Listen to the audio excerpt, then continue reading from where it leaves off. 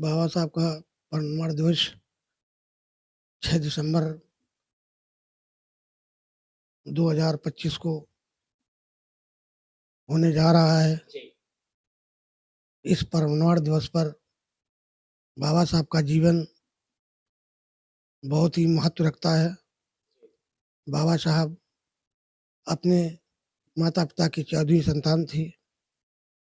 उन्होंने बड़ी ही मेहनत से पढ़ाई करके और इस मुकाम पर पहुँचे कि उन्हें संविधान बनाने का मौका मिला। बाबा साहब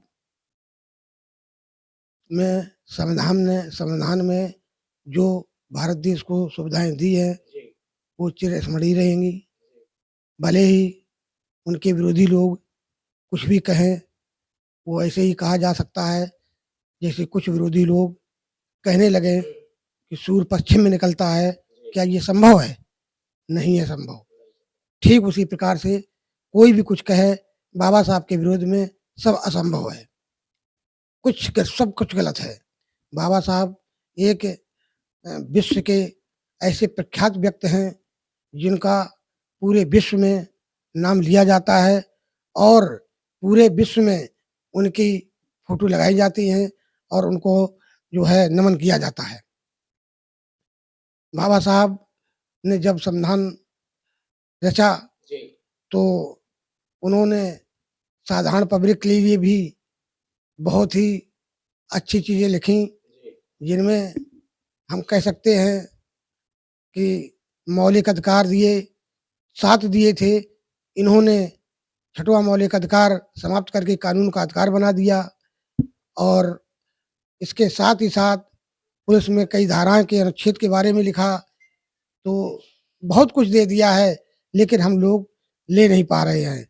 हम यही कहना चाहते हैं, बाबा साहब के परिनिर्वाण दिवस पर हमारी सच्ची श्रद्धांजलि तभी होगी, जब हम बाबा साहब के बनाए हुए संविधान पर चलें।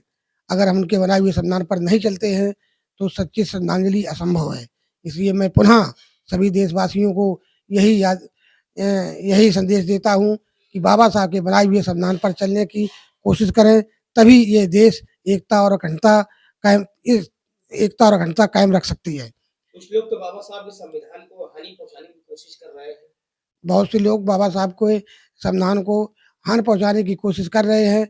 मैं उनकी अनभिज्ञता कहूँगा, क्योंकि वो एक अनभिज्ञ हैं, उन्हें ज्ञान नहीं है, वो जातिवाद में फँसे हुए हैं और जातवाद का अंधा व्यक्ति कहीं भी किसी भी प्रकार से उन्नति नहीं कर सकता।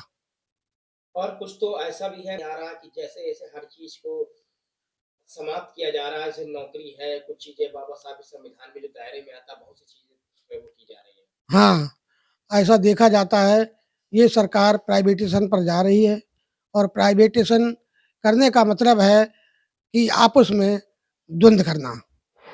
जो आपस में द्वंद्व होगा, एक-दूसरे की लूट-पाट करेंगे और पढ़े-लिखे होंगे नहीं उस नौकरी में, अनपढ़ लोग भर लिए जाएँगे, तो फिर क्या होगा? ये देश वास्तव में पतन की ओर चला जाएगा। दिवस पे कुछ ऐसा संदेश दीजिए जिससे जनता कुछ जागे। बाबा साहब बता दिया हमने, बाबा साहब के परिनिर्वाण दिवस पर मैं भारत देश की जनता को यही संदेश देना चाहता हूँ कि बाबा साहब के बनाए हुए संविधान पर चलें तथा उनके कल्चरल जीवन को अपनाएं। धन्यवाद।